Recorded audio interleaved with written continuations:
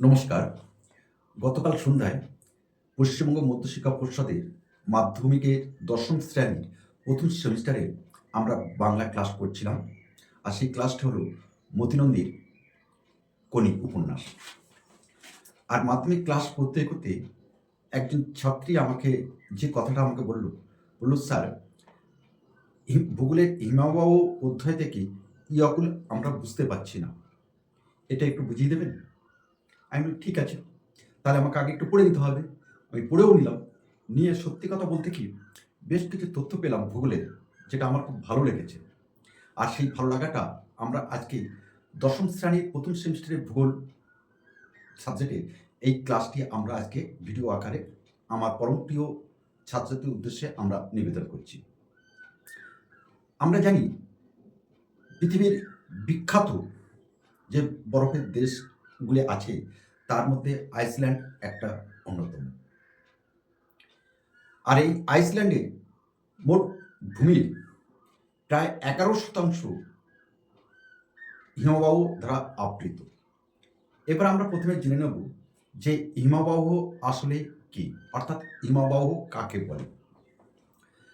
আমরা জানি হিমবাহ হলো বরফে ঢাকা এক বিশাল নদী। আমরা জানি হিমবাহ হলো বরফে ঢাকা এক বিশাল নদী। যখন প্রচণ্ড শীতে বছরের পর বছর তুষার জমতে জমতে সেটা স্তূপ আকারে হয়, বিশাল আকারে সেই স্তূপটা হয়, বরফের স্তূপ। আর সেই স্তূপগুলো জমতে জমতে একটা বিশাল আকার ধারণ করে। অবশেষে আমরা দেখলাম এই যে আমাদের অভিকর্ষের টানে সেই বরফগুলি গলতে গলতে সেগুলো নিচে এসে সমুদ্রে অর্থাৎ ভাসমান হয়।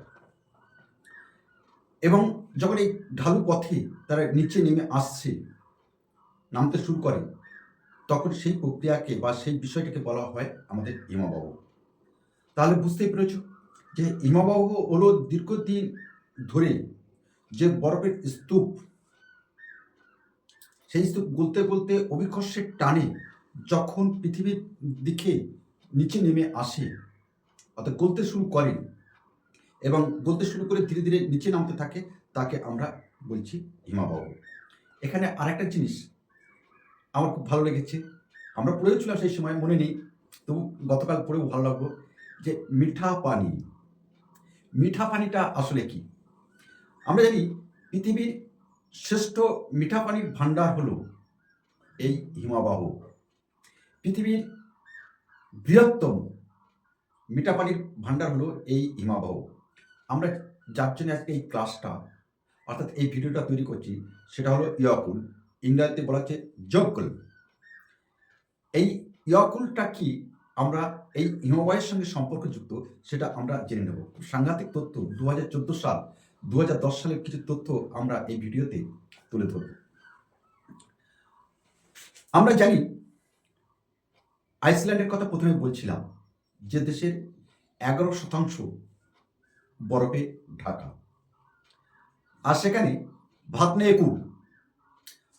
ইয়াকুল হলো একটি অন্যতম হিমবাহ, যা যে হিমবাহটি ইউরোপ মহাদেশের একটি বৃহত্তম হিমবাহ। ভাতনে ইয়াকুল ইউরোপ মহাদেশের একটি বৃহত্তম হিমবাহ। এছাড়াও আইসল্যান্ডের আরও অনেক ইয়াকুল হিমবাহ আছে। তার মধ্যে ল্যাথ একুল এটাও কিন্তু আমাদের আইসল্যান্ডের একটা দীর্ঘ হিমবাহ। এছাড়া আরও অনেক এই ইয়াকুল হিমবাহ আইসল্যান্ডের আছে। আমরা আজকে যে কারণে এই ভিডিওটি অবতারণা করছি, ইয়াকুল অর্থাৎ ইংরেজিতে জকুল, এটি কেন গুরুত্বপূর্ণ, কেন আমরা এই ভিডিওটা তৈরি করছি, কেন মাধ্যমিক স্তরের ১০ম শ্রেণীর ১ম সেমিস্টারের ছাত্রছাত্রীদের জন্য উপযোগী আজকের এই ক্লাসটা। এই ইয়াকুল কেন গুরুত্বপূর্ণ? এই ইয়াকুল বলছি, অর্থাৎ হিমবাহের সাথে আইসল্যান্ডের আগ্নেয়গিরির একটা খুব ওতপ্রোত সম্পর্ক আছে। আমরা জানি যে আইসল্যান্ডের কথা আমরা বলছি, সেই আইসল্যান্ডের অনেক হিমবাহ আছে, যার নিচে আছে ভয়ঙ্কর ভয়ঙ্কর আগ্নেয়গিরি। অর্থাৎ নিচে আগ্নেয়গিরি, তার উপরে হিমবাহ। তাহলে বুঝুন, একদিকে গরম উত্তপ্ত লাভা, তার উপরে সুশীতল বরফ। সেই কারণে আমাদের এই আইসল্যান্ডকে বলা হচ্ছে যে আগুন ও বরফের দেশ। তাহলে আগুন এবং বরফের দেশ হলো কে? আমাদের আইসল্যান্ড। এরপরে এই যে আমাদের ভৌগোলিক পরিবর্তন, প্রতিনিয়ত পৃথিবীর একটা ভৌগোলিক চরিত্র কিন্তু পরিবর্তন হচ্ছে, আমরা যেটাকে বলছি বিশ্ব উষ্ণায়ন। আমরা জানি এই যে বিশ্ব উষ্ণায়নের ফলে ইয়াকুল বা হিমবাহগুলি ধীরে ধীরে কিন্তু গলতে শুরু করছে। আর এই যে হিমবাহ গলতে শুরু করছে না, এটা আগামী দিনে পৃথিবীতে একটা ভয়ঙ্কর পরিবর্তন কিন্তু এনে দিতে পারে। সে পরিবর্তন এমন হতে পারে, পৃথিবী কিন্তু নিশ্চিহ্ন হয়ে যাওয়ার সম্ভাবনা কিন্তু উড়িয়ে দেওয়া যায় না। এমন ভয়ঙ্কর পরিস্থিতির দিকে আমরা এগিয়ে যাচ্ছি। সুতরাং আমরা যদি এই মুহূর্ত থেকে সতর্ক না হই, তাহলে কিন্তু আগামী দিনে আমাদের প্রজন্মের জন্য বিপদ কিন্তু আমরা তুলে রেখে এই পৃথিবী ছেড়ে চলে যাব আমরা। সুতরাং এখন থেকেই সমগ্র পৃথিবীবাসীকে আমাদের সতর্ক হতে হবে এই বিশ্ব উষ্ণায়ন কিভাবে ঠেকানো যায়। কিন্তু আমরা বলি, আমরা করি না। এটাই হলো আমাদের চারিত্রিক অন্যতম গুণ বা বৈশিষ্ট্য। যেমন আইসল্যান্ডের ওয়েকেকুল প্রথম হিমবাহ, যেটি 2014 সালে, আবার বলছি 2014 সাল, আমরা ভিডিও শুরুতে বলছিলাম 2014 এবং 2010 নিয়ে আলোচনা করব। 2014 সালে ওক একুল একটা হিমবাহ আছে আমাদের আইসল্যান্ডের। সেই আইসল্যান্ডের ওক একুল যে হিমবাহ, সেটি কিন্তু তার এই হিমবাহ নামের মর্যাদা সে হারায়। অর্থাৎ এই হিমবাহটা আইসল্যান্ডের আজ আর নেই।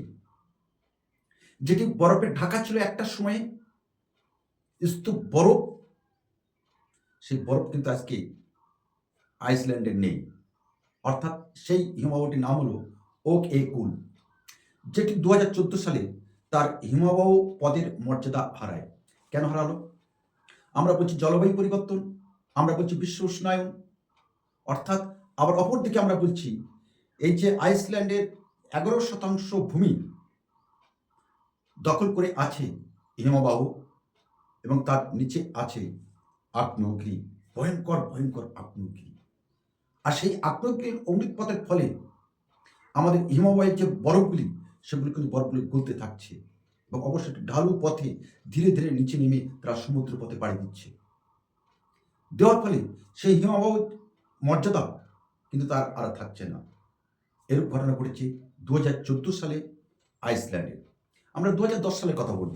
আরও একটা ভয়ঙ্কর তথ্য সেখানে বলা হচ্ছে যে, আমরা আলোচনা শুরুতে বলেছিলাম যে আইসল্যান্ডের ওপরে আছে হিমবাহ এবং নিচে আছে আগ্নেয়গিরি। 2014 সালে এই আইসল্যান্ডের এমন একটা ঘটনা ঘটে যা গোটা বিশ্বকে তাক লাগিয়ে দেয়। কি? সেখানে একটা অন্যতম আগ্নেয়গিরি,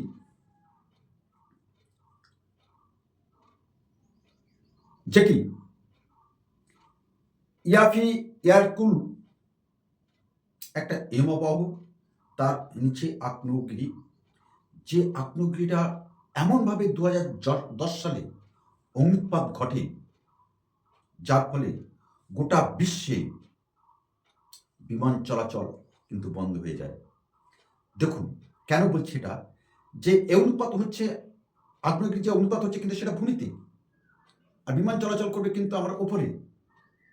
কিন্তু 2010 সালে এমন কি পরিস্থিতি হলো আইসল্যান্ডে, যার ফলে গোটা বিশ্বে বিমান চলাচল আইসল্যান্ডের উপর দিয়ে বন্ধ করে দেওয়া হয়। অর্থাৎ সহজেই অনুমান করতে পারছো, বা আপনারা যারা এই ভিডিওটা দেখছেন, এই যে ভৌগোলিক পরিবর্তন হচ্ছে আমাদের পৃথিবীর, এই যে বিশ্ব উষ্ণায়ন, জলবায়ু পরিবর্তন হচ্ছে, যে কি ভয়ঙ্কর পরিস্থিতি আগামী দিনে আমাদের জীবনে নিয়ে আসতে পারে, তার জন্য এখন থেকেই আমাদের সতর্ক হতে হবে। আর এই যে আইসল্যান্ডের কথা বললাম, যে ইয়াকুল কেন আমরা এই ভিডিওটা তৈরি করলাম, সেই ইয়াকুল ব্যাপারটা আপনারাও বুঝতে পারলেন। অর্থাৎ ইয়াকুল শব্দের বাংলা অর্থ হলো হিমবাহ।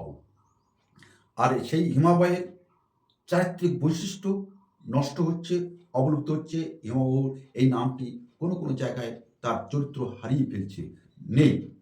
সুতরাং এই বিষয়গুলি প্রাকৃতিক সম্পদ, এই প্রাকৃতিক উপায় যেগুলো আছে, যা বজায় থাকতে পারে, তার জন্যে আমাদের যাবতীয় প্রচেষ্টা গ্রহণ করতে হবে। আশা করছি আমার মাধ্যমিক স্তরের যে সকল ছাত্রছাত্রী আছে, ভূগোলের যে এই হিমবাহুর যে চ্যাপ্টারটি আমরা আজকে ছোট্ট একটা ঘটনা নিয়ে আলোচনা করলাম, তা তোমাদের কাজে লাগবে এবং তোমাদের আগামী দিনে ভীষণ ফলপ্রসূ হবে, এই আশা রেখে আজকে আমরা ভূগোলের ক্লাসটা এখানে শেষ করছি। আশা করছি এর উপরে যদি তোমাদের কোনো প্রশ্ন থাকে, অবশ্যই আমাদের কমেন্টস করে জানাবে। আমরা তোমার প্রশ্নের উত্তর দিতে বাধ্য। নমস্কার।